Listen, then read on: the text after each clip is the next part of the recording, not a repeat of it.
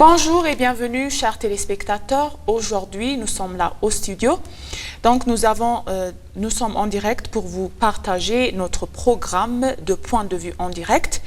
Nous allons vous parler plusieurs dossiers majeurs, donc avec ma collègue de travail Samrawit Godadaw.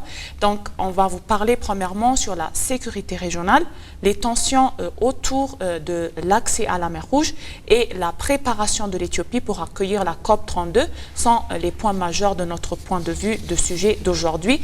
Et on a aussi d'autres sujets sur les intelligences artificielles à vous partager en direct.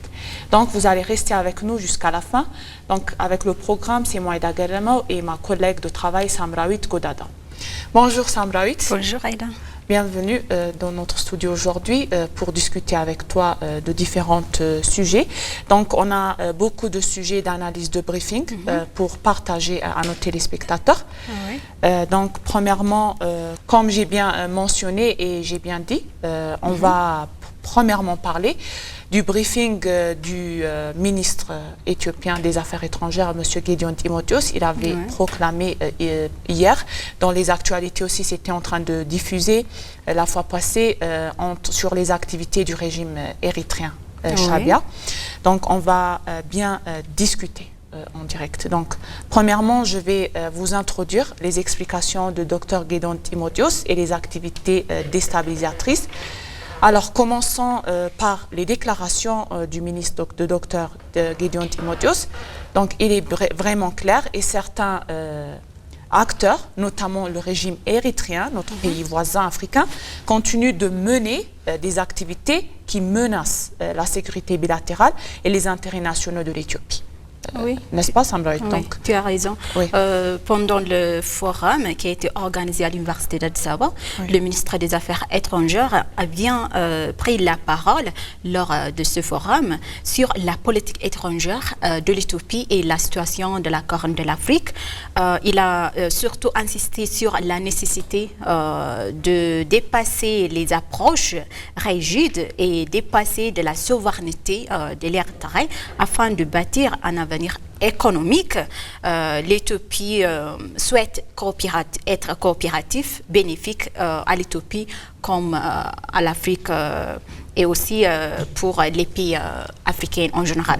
Donc, pendant le forum, comme tu as bien expliqué, la Corne de l'Afrique est riche en ressources naturelles, en culture, en histoire, comme le ministre Gédéon Timotheos a bien expliqué lors du forum. Pourtant, elle demeure l'une des régions les plus instables d'Afrique. Il explique comme ça. L'Éthiopie considère l'intégration économique régionale et comme la voie vers la stabilité. Toujours, l'Éthiopie souhaite avoir une discussion diplomatique basée sur le dialogue et les bénéfices mutuels. Donc, réaffirmons lors du forum, le ministre des Affaires étrangères a bien réaffirmé, a expliqué la volonté de l'Éthiopie de dialoguer et d'envisager un avenir différent, rempli de la paix et de la prospérité de la Corne de l'Afrique. Donc, il a appelé aussi la communauté internationale à exercer des pressions et à encourager le gouvernement érythréen à cesser les provocations.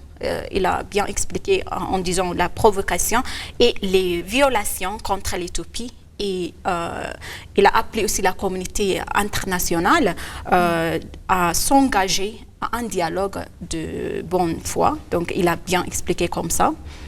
Donc, on va préciser ça ensemble aujourd'hui. Mais avant de ça, il faut voir, il a bien expliqué aussi les causes de tensions entre les deux pays. Oui, Samri, donc tout à l'heure, tu nous as bien mentionné, et moi aussi, je voulais ajouter quelque chose à propos de ce briefing. Notre ministre des Affaires étrangères, Gédéon Timotheos, il l'a bien proclamé, il l'a bien assisté.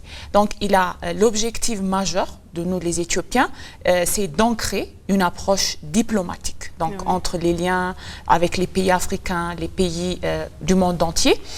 Premièrement, c'est la stabilité de la Corne de l'Afrique, tu nous as bien mentionné, les préventions aussi des conflits, la promotion d'une vision commune de développement.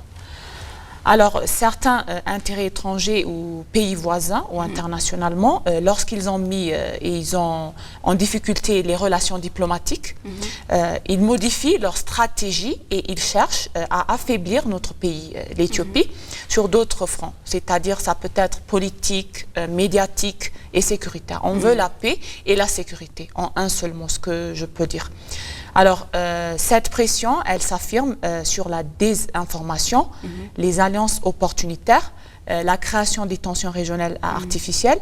Et je peux dire que l'Éthiopie appelle à dénoncer avec preuve et analyse méthodologique ces agendas donc, et ces points forts. Ils cherchent à consacrer la sécurité nationale de notre pays et ses intérêts stratégiques. Notre intérêt commun doit s'être en commun avec les autres pays, non pas seulement notre pays de la Corne de l'Afrique, notre pays voisin africain aussi, ils doivent le savoir. Donc, ce qui permet de mettre ce point fort, pour moi, c'est d'être la diplomatie de notre pays voisin doit être préventive. Et la nécessité de protéger les intérêts de nous, les Éthiopiens, comme on est nationalement, je peux le dire, c'est de manière transparente et argumentée, en un seul mot. Voilà, donc pour conclure le briefing de notre ministre des Affaires étrangères éthiopien, Guido Timotheus. Pour informer bien la situation actuelle, la tension entre les deux pays. Depuis le milieu du XXe siècle, les relations entre l'Éthiopie et l'Érythrée ont été marquées par des cycles de coopération et de conflits. Exactement. Donc, comme le ministre des Affaires étrangères a bien expliqué, la tension entre l'Éthiopie et l'Érythrée n'est pas basée sur la demande de l'accès à la mer. Par exemple, après la guerre de 1998 jusqu'à 1000, les accords d'Alger ont été mis fin au combat, mais pas aux hostiles. Ouais. Donc, c'est une histoire qui ne sont pas basées sur la coopération et la volonté d'être coopéré. Donc, la tension est basée sur ça, comme il a bien expliqué. Mais l'Éthiopie toujours souhaite également toujours ouvrir pour la réconciliation. LSC, par exemple, en 2018, elle a essayé, allant jusqu'à dire pour la levée des sanctions internationales sur l'Érythrée. Cependant, l'Érythrée a rejeté cette coexistence pacifique. Donc, comme le ministre des Affaires étrangères, Gideon Timotheus, bien expliqué, le ministre, lors du forum, il a bien expliqué que la demande de l'accès à la mer, ce n'est pas la base de ces tensions. Il faut informer aussi pour la communauté internationale pour bien comprendre la situation. Notre agenda d'aujourd'hui aussi, c'est à propos notamment les cercles égyptiens, je peux le dire, et les impacts sur la sécurité éthiopienne. Alors, comme nous le savons, les Égyptiens sont notre pays voisin africain. On a une coopération avec eux. Alors, plusieurs observations et observateurs régionaux mettent en avant qu'un certain nombre d'acteurs extérieurs, notamment en Égypte, tout à l'heure on l'a mentionné, tentent d'influencer la géopolitique de la région via l'Érythrée. Alors, quels sont ces développements majeurs? On va informer pour les téléspectateurs. D'accord. Alors, certains intérêts étrangers, lorsqu'ils ont mis en difficulté la diplomatie, ils modifient leur stratégie en cherchant à affaiblir l'Éthiopie comme pays national sur d'autres fronts. Et cette pression s'exprime par des alliances opportunistes, la création des tensions régionales artificielles. Et on a beaucoup de points qu'on peut ajouter. Et l'autre point aussi, c'est l'accès à la mer Rouge. On l'a même mentionné la fois passée, aujourd'hui on va bien discuter avec toi aussi. Pourquoi et quelle est l'importance pour notre pays de cet accès à la mer Rouge? Alors l'accès à la mer Rouge, comme nous le savons, l'Éthiopie a de nombreuses options pour s'inspirer avec d'autres pays. Alors premièrement, l'Éthiopie ne dispose pas d'une seule voie. Elle n'est pas seule, je peux le dire. Notre pays voisin et de la Corne de l'Afrique nous aide comme voisins. En ce qui concerne l'accès à la mer, je peux dire la question est beaucoup et plus vaste et large aussi, stratégique et multisectorielle. On peut le diviser de différents secteurs. L'Éthiopie, comme nous le savons, peut explorer divers modèles internationaux et nationaux aussi, d'utiliser par des pays enclavés ayant trouvé des solutions innovantes. Alors, on a des accords de corridors économiques, par exemple, comme le Rwanda, la Tanzanie, ce sont des autres pays aussi, des ports loués ou concessionnés, comme la Bolivie et le Chili aussi. Et aussi, on a des zones qui sont proches, des hubs logistiques partagés. Je peux dire que l'accès maritime, qui a un lien avec l'accès à la mer Rouge, n'est pas donc un choix unique pour nous, mais une plate de possibilités fondée sur le droit international, la coopération et les bénéfices mutuels. Comme on a un partenariat solide avec des pays, on a de coopération avec des pays voisins, des pays à travers le monde. Donc il faut présenter notre expérience unie avec d'autres pays et publique avec un regard comparatif fiable, je peux le dire en un seul mot. Comme je parle accès à la mer Rouge. On a une longue histoire. Ça a daté en 1993 avec l'Érythrée aussi, sans port et sans accès à la mer Rouge. Je peux le mentionner. Donc, la question du port, qui est un dossier aussi historique, général et stratégique. Oui. Tu as des choses à ajouter à propos de l'accès à la mer Rouge? Oui, la demande de l'accès à la mer Rouge de l'Éthiopie, c'est une question de souveraineté. C'est très important pour le développement économique de l'Éthiopie. L'Éthiopie souhaite également l'intégration économique entre les pays voisins et les pays africains en général. Donc l'Éthiopie demande l'accès à la mer, c'est pas une question de luxe, mais une manière de coopération, de se développer ensemble et pour la prospérité des pays africains en général. Donc le besoin de l'accès à la mer, c'est très grand et vaste, comme tu as bien expliqué. Donc c'est une question existentielle, comme les autorités éthiopiennes et même le Premier ministre Abiy Ahmed explique tous les jours.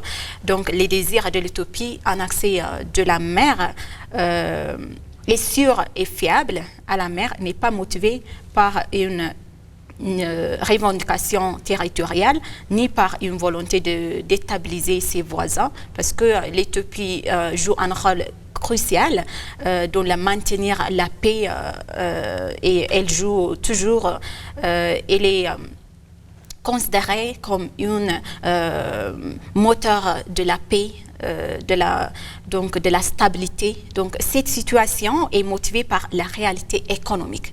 L'économie de l'Éthiopie est croissance avec les populations plus jeunes et passant de 130 millions des habitants. Donc c'est très important avec la pression démographique et la survie à long terme de l'État éthiopien. Donc ils disent toujours l'accès à la mer, c'est une question de survie. Il faut avoir pour le développement durable. Donc c'est très important. L'Éthiopie, pour croître, commencer et s'intensifier et s'industrialiser, nous avons besoin d'un accès stable et économiquement fiable aux ports maritimes. Donc la deuxième raison que l'Éthiopie est en train de demander, c'est l'enclavement du pays en garde des coûts de transport considérables. Comme tu savais, l'exportation et importation se fait seulement avec l'apport de Djibouti. C'est très cher en général et ces coûts rendent l'exportation et importation moins compétitifs, ralentissent le développement en général. Oui, donc c'est très important. Voilà, donc chers téléspectateurs, aujourd'hui nous sommes en train de vous parler et en élaboration à propos de l'accès à la mer Rouge. Alors la question du port, c'est un dossier historique, je peux le dire en un seul mot, et générationnel et stratégique. La question de l'accès à la mer est un sujet profondément enraciné dans l'histoire de l'Éthiopie. Tout à l'heure, ma collègue Samrawit vous a bien mentionné. Et aujourd'hui, on peut le dire, elle devient également un enjeu générationnel. On est en train de le parler à travers le monde et aussi ici. Alors, je vais un peu vous élaborer et je vais vous dire des détails, des éléments que j'ai trouvés. Alors, le sujet, ce n'est pas une seule revendication circonstancielle, mais un besoin pour notre pays qui est structurel, qui est lié au développement à long terme. Donc, comme on dit, développement, notre pays s'améliore, se développe. On attend beaucoup de choses à l'avenir. Parce qu'on a gagné beaucoup de choses en ce moment et pour la nouvelle génération, pour avoir un avenir propice, je peux le dire, elle est cruciale de comprendre l'importance de la logistique maritime. Premier point, son impact sur l'importation, les exportations, les industries, la compétitivité avec les autres pays, les implications en matière de sécurité nationale, qu'on n'oublie pas et c'est vraiment important, et la dynamique régionale. Oui. Donc, comme nous, comme on est des citoyens, on doit le savoir. Comme on a un cas national, des intégrations régionales aussi, à le comprendre. Oui. Alors, ce développement en général, il permet, je peux dire, de souligner sur la question de ce port, qui ne se limite pas avec une négociation, je peux le dire, ponctuelle. Mais aussi, si elle a une vision nationale durable.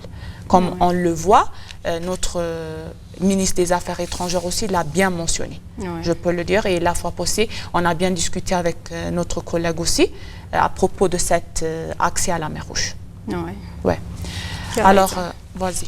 Alors, le troisième sujet, c'est pourquoi l'Éthiopie a été choisie pour accueillir la COP 32. Trois raisons. Peut-être l'Éthiopie a été choisie. Comme, à mon avis, c'est le leadership climatique et une initiative forte. L'Éthiopie est déjà très active dans la lutte contre le changement climatique à travers ses initiatives de Green Legacy et l'initiative de l'héritage vert qui vise la réforestation et à mobiliser des millions de citoyens. Donc l'Éthiopie a bien ouvrir l'apport pour lutter contre le changement climatique et aussi investir massivement dans les énergies renouvelables comme le grand barrage de la Renaissance éthiopienne. Ça aussi joue un rôle important, ce qui démontre un engagement concret pour que l'Éthiopie a été choisie et c'est très important aussi pour la croissance verte. La deuxième raison, que capacité organisationnelle et infrastructure. Comme vous le savez, le développement du corridor, c'est un projet qui vise à changer les apparences des villes et d'avoir des plus de conférences à ce moment-là.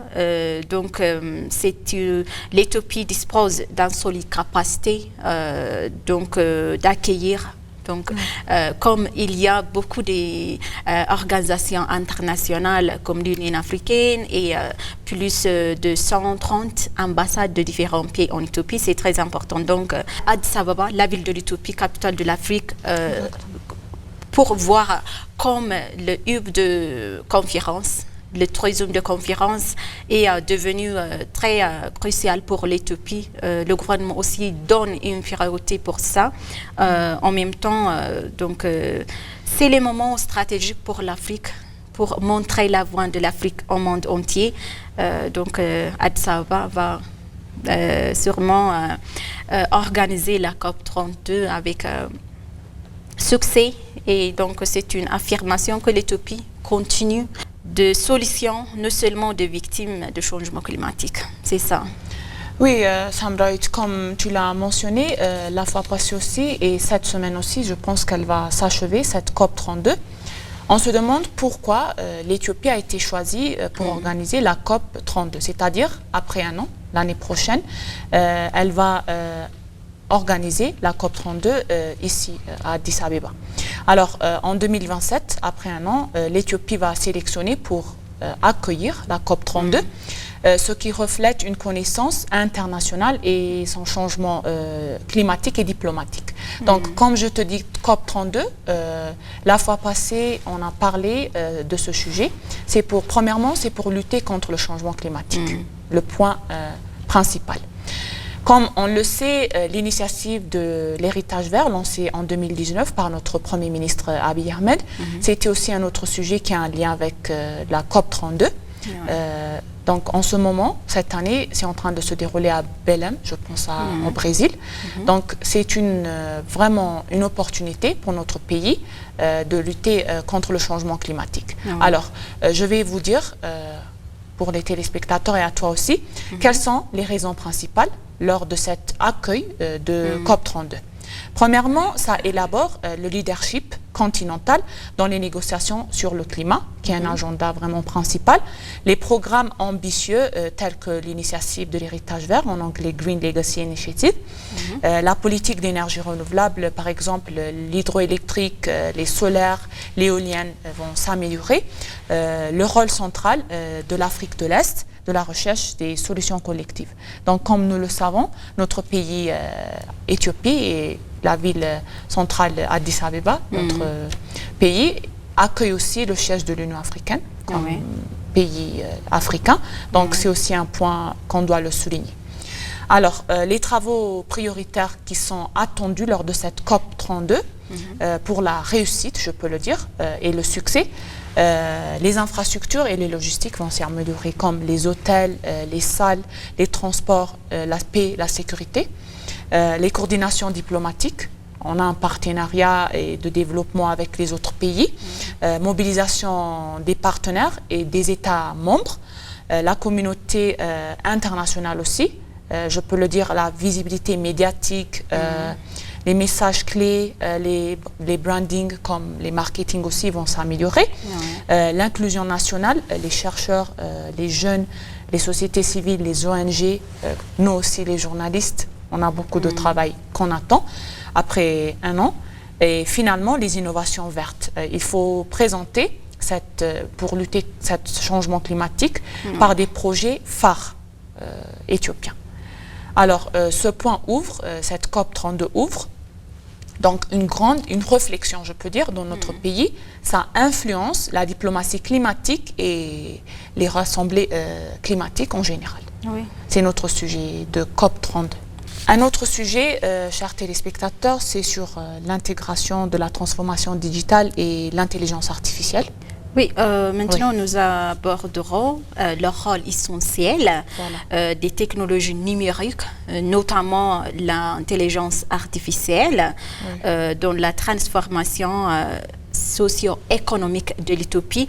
Le gouvernement donne une grande priorité pour cette action. L'Éthiopie accélère sa transformation digitale en intelligence artificielle dans le service public, dans l'agriculture, la santé, l'éducation et meilleure connectivité utile. Les progrès sont déjà visibles. Les services administratifs en ligne, par exemple, meilleure connectivité et outils agricoles intelligents et émergence de jeunes startups technologiques. Donc, c'est très important pour nous, pour l'Éthiopie, de se connecter au monde entier en utilisant les technologies numériques en général. C'est très important pour le développement de notre pays aussi. Oui, Sandra, je pense que la fois passée, avant 2 jours, je pense, notre Premier ministre est allé visiter l'ancien bâtiment de EBC près de Beiraoui. C'est l'intelligence artificielle. Il a visité cet immense bâtiment, bâtiment complexe. Donc, notre sujet d'aujourd'hui, c'est d'intégrer la transformation de l'intelligence artificielle, c'est-à-dire, je peux le dire, la moderne technologie qui s'améliore. L'un de nos jours... je ne peux pas dire non seulement ici, mais dans le monde entier.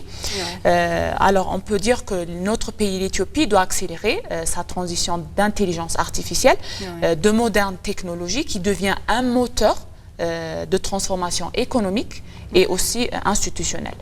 Alors, on peut le voir de 4 catégories, donc l'intelligence artificielle, de la part de la technologie, de l'agriculture, de la santé, la gouvernance, la paix et la sécurité aussi, qui doivent s'améliorer en intégrant cette intelligence artificielle. Comme je dis agriculture, je peux le dire, les prévisions météorologiques. Comme je dis, la santé, on a la diagnostic, les automatisés. La sécurité, il y a les analyses de données, les gestions de risques. Et une autre chose, c'est la gouvernance. Comme je dis, la gouvernance, c'est les services numériques. tout à l'heure tu nous as mentionné. On est en train de se développer avec cela, on va l'adapter aussi au futur, et les efficacités administratives. Et comme je viens aux éducations, c'est le e-learning, comme on dit en anglais, c'est e-learning. Comme ça devient digital, toutes les choses, les essors, les mouvements deviennent digital. Donc c'est renforcer la compétitivité du pays avec les autres pays, créer des emplois qualifiés, ça améliore et ça va changer la mode de vie des autres. Les éducateurs, les professeurs même, ils vont s'améliorer. Oui, tu as raison, Aïda. Lors de sa visite de l'Institut d'intelligence artificielle, le Premier ministre Abiy Ahmed souligne que l'Institut éthiopien d'intelligence artificielle a permis d'économiser des millions de dollars grâce à l'efficacité de ses travaux et de ses solutions. Donc, il a mentionné qu'en seulement 5 ans, l'Institut a connu un développement remarquable, reflétant l'importance pour l'Éthiopie de participer activement à la course mondiale de l'intelligence artificielle. L'intelligence artificielle devient une priorité pour l'Éthiopie, un secteur prioritaire avec les avancées marquées dans la productivité des agricoles et aussi pour les améliorations des services publics, la gestion des plantes des citoyens. On a vu les résultats aussi. Vous savez, avant 5 ans, il n'y a pas le télébeurre, tout ça, c'est très important. Ça va faciliter les modes de vie des habitants. C'est très important.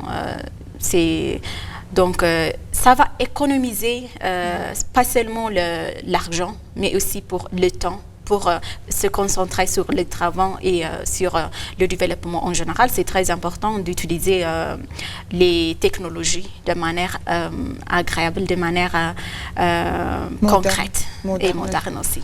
Exactement, Samraoui. Donc, cela, en général, je peux le dire, cela nécessite d'améliorer notre vie d'investissement, de formation, des partenariats publics-privés, des infrastructures solides. Toutes les choses vont s'améliorer, surtout l'éducation aussi.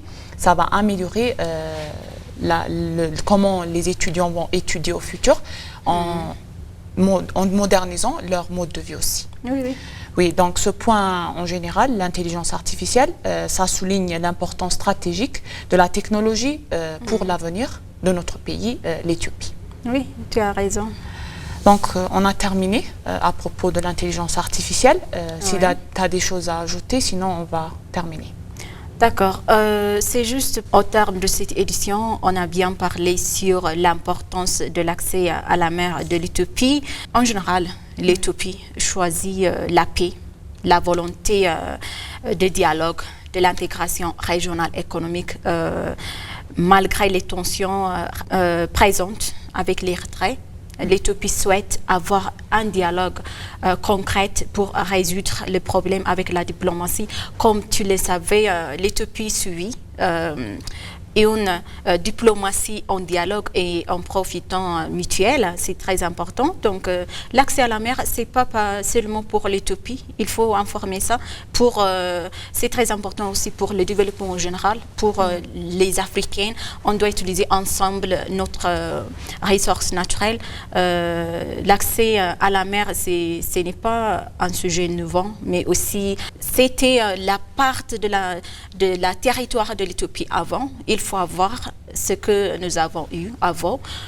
C'est très important pour le développement de l'Éthiopie, pour l'intégration économique, sociale et en général de notre continent. Donc c'est très important ça. Il faut les communautés internationales comprennent que l'accès à la mer, ce n'est pas un luxe, mais c'est très important pour la prospérité de l'Afrique.